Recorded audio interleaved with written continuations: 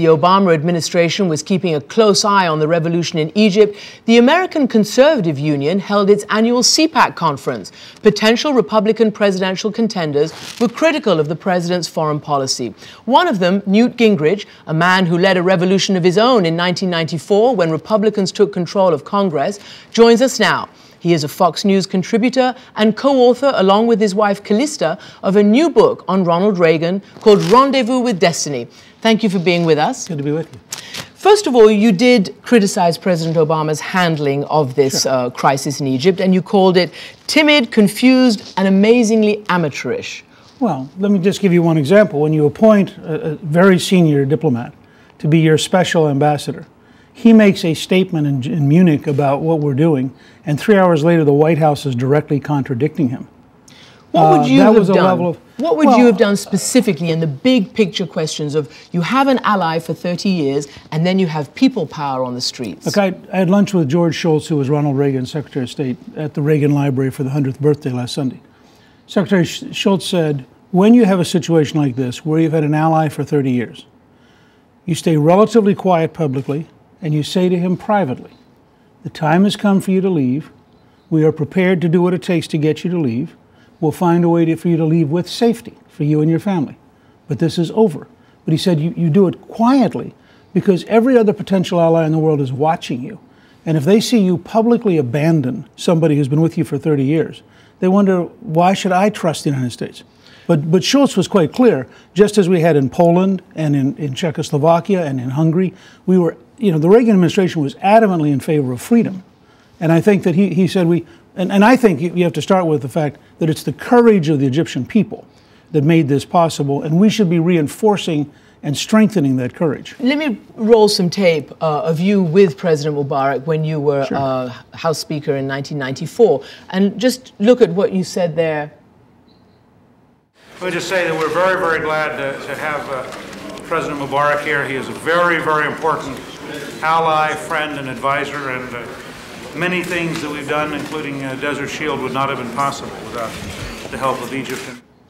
So again, very close ally, and yet you're also full-throated in the defense of democracy. It's the challenge that George W. Bush made in his second inaugural address, which is very complicated. He's saying, on the one hand, we are for democracy everywhere, and I think we have to be. That's the American mission in the world. It's why American exceptionalism is ultimately human exceptionalism, because everybody on the planet's endowed by their creator, including, by the way, Chinese, Russian, Iranian, Saudi. I mean, there are a lot of Venezuelan, Cuban. I mean, there are a lot of places. So the President Obama standing clearly for the protesters by the end of the is the right thing to do. But remember, this is an administration which, for reasons I don't understand, actually cut out the democracy in Egypt funds inside the State Department. Okay, well, as you know, but I don't think our focus shouldn't be on Obama. Our focus ought to be, what can America do now to make sure the military doesn't impose a new dictatorship for another 30 or 40 years?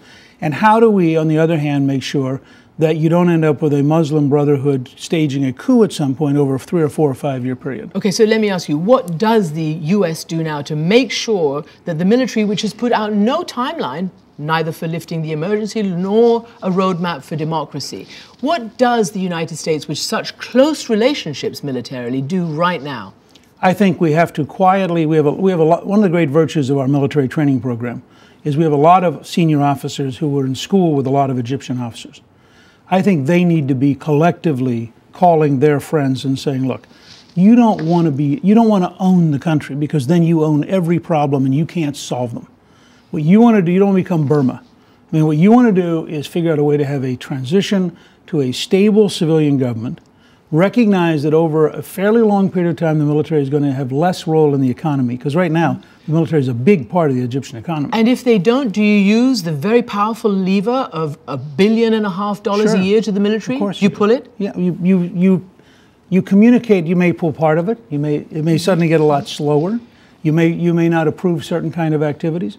But we shouldn't kid ourselves. I mean, Egypt has been a staging area for us for a long time now. And Egypt has been vital to Israeli security. And so I think but I think we should be pressuring everywhere, and I want to repeat, including China, including Russia, including Cuba. We should be pushing steadily and saying, America stands for freedom. You talked about the Muslim Brotherhood, and clearly many people are worried about the future. Now, they've made statements that they're not interested in the presidential position right now. You said, under no circumstances should the United States be willing to support a government in Egypt that lifts this ban against the Muslim Brotherhood. Well, already the Egyptian authorities have de facto, because they've been talking to them.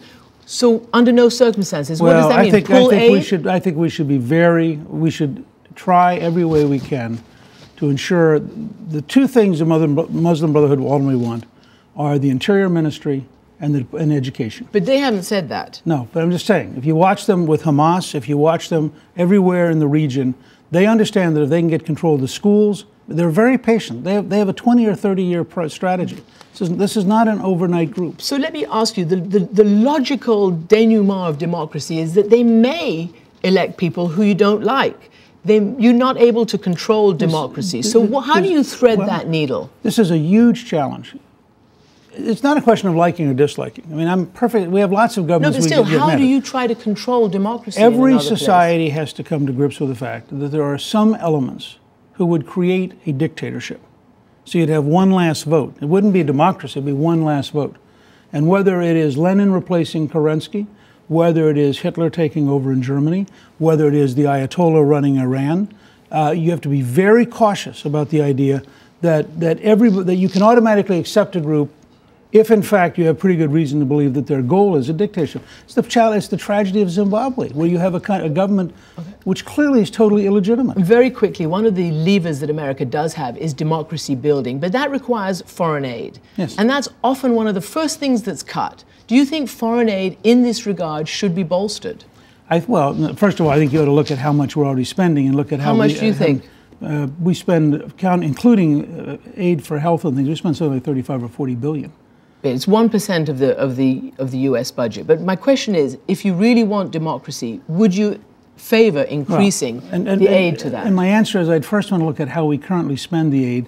I don't think our bureaucracy giving money to their bureaucracy is democracy. No, to NGOs that actually build democracy. I would certainly look at rethinking the current foreign aid program and shifting a great deal more out of government bureaucracies into NGOs and, frankly, into investments. I think the tax credit for countries that are very poor, I supported the Africa Free Trade Bill for that reason.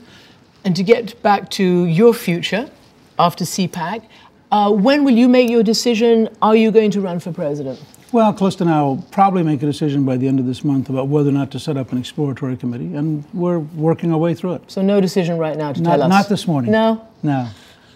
Thank you very much. Glad to be here.